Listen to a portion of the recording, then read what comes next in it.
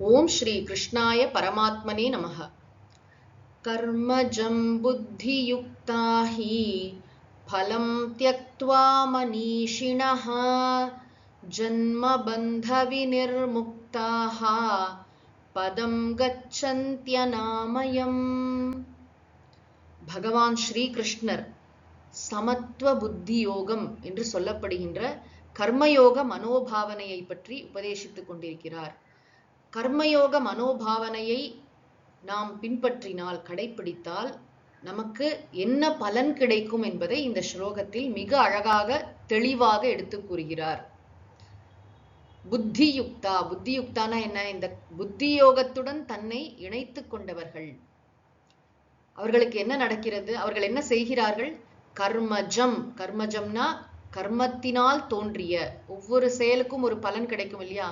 கர்மஜம்னா செயலிலிருந்து தோன்றிய பலம், பலம்னா பயனை, தியக்த்வா விட்டு விடுகிறார்கள். இந்த உலகியல் இன்பங்கள் எனக்கு வேண்டாம், நான் செய்யக்கூடிய செயல்களுக்கான இந்த பலன்கள் எனக்கு வேண்டாம். வேண்டாம்னா என்ன? அதன் பொருட்டு நான் செயலாற்றவில்லை, அது என்னுடைய நோக்கம் அல்ல. கர்மயோகியின் நோக்கம் என்ன? மன தூய்மை.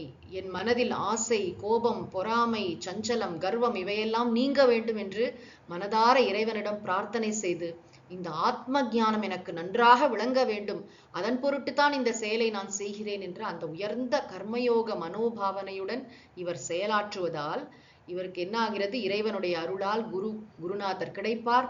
சாஸ்திர ஞானம் நன்றாக இவருக்கு விளங்கும். அதாவது உபதேசம் செய்தாலும் நமக்கு புரியணும், புரிந்தது ஆழ் மனதிற்கு போகணும், நிஷ்டை ஏற்படணும். சுவாமிஜி எப்பயும் சொல்வார், ஞானம் பெறுவது பெரிய விஷயம் அல்ல, ஒரு புத்தகத்தை படிச்சா கூட ஞானம் வரலாம், நிஷ்டை வர வேண்டும். நிஷ்டைனா அதில் நிலைத்திருக்கக்கூடிய தன்மை.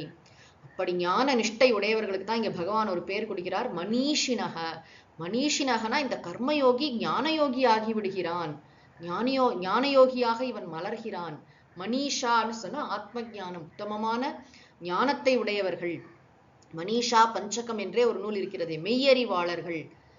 என்ன மெய்யறிவு அப்படின்னா, இருப்பது ஒரே ஒரு பரம்பொருள், மெய்ப்பொருள்.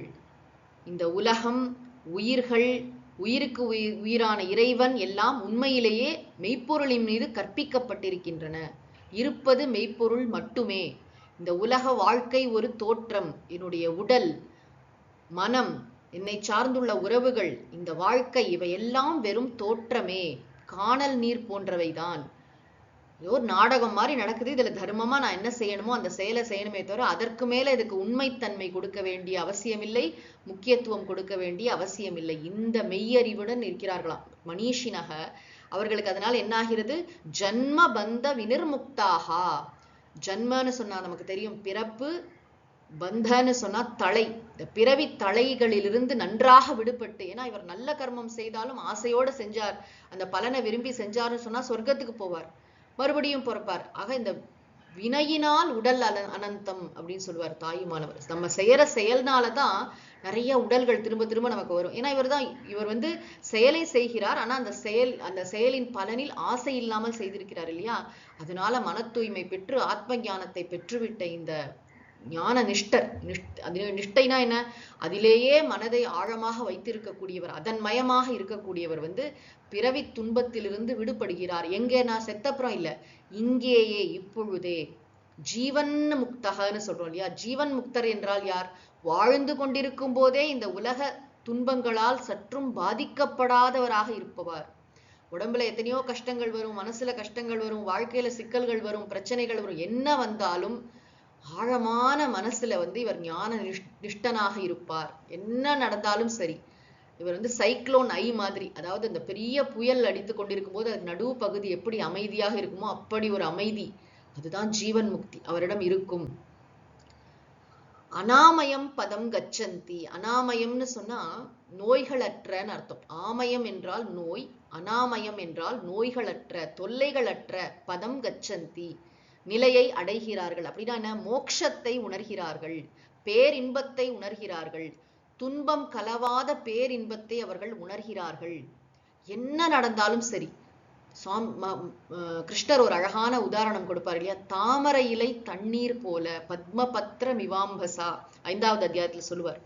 அது மாதிரி தாமரை இலை மீது எப்படி தண்ணீர் ஒட்டுவதில்லையோ அப்படி இந்த உலகத்துல தன்னுடைய உடல் மனசுலயே என்ன நடந்தாலும் நான் தூய உணர்வு, நான் மெய்ப்பொருள். எப்படி திரையை ஒரு பொழுதும் பாதிக்க முடியாதோ அப்படி இங்கு நடக்கக்கூடிய எந்த மாற்றங்களும் என்னை தொட முடியாது என்ற அந்த மெய்யறிவில், அந்த ஆத்ம ஞானத்தில் அவர் நிலைத்திருக்கிறார். இதுதான் கர்மயோகத்தின் பயன். அப்ப கர்மயோகம் நம்ம எங்க அழைத்து செல்கிறது? மோட்சத்திற்கு அழைத்து செல்கிறது. கர்மயோகத்தினால் ஞான யோகத்திற்குரிய தகுதி கிடைக்கிறது. ஞான யோகத்தினால் மோட்சத்தை உணர முடிகிறது. ஓம் சாந்தி சாந்தி சாந்தி. ஹரிஹி ஓம் தத்சத். ஸ்ரீ கிருஷ்ணார்ப்பணமஸ்து.